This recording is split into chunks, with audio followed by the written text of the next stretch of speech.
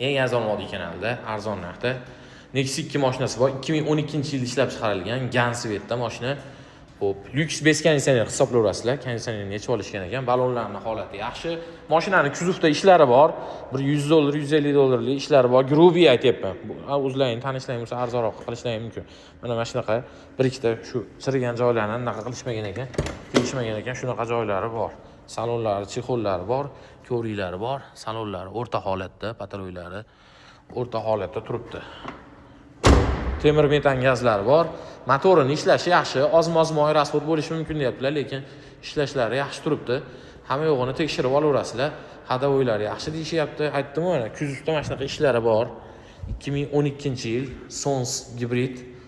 Hamma yo'g'ini yaxshilab tekshirib olgandan keyin notariusda pul sanaylar. Hamma mashinaga, bitta bu mashinaga emas, hamma mashinaga $2700 berib oladi. Telefon qilib bemalol baraka qilaverasizlar, ishonchnoma ham qilib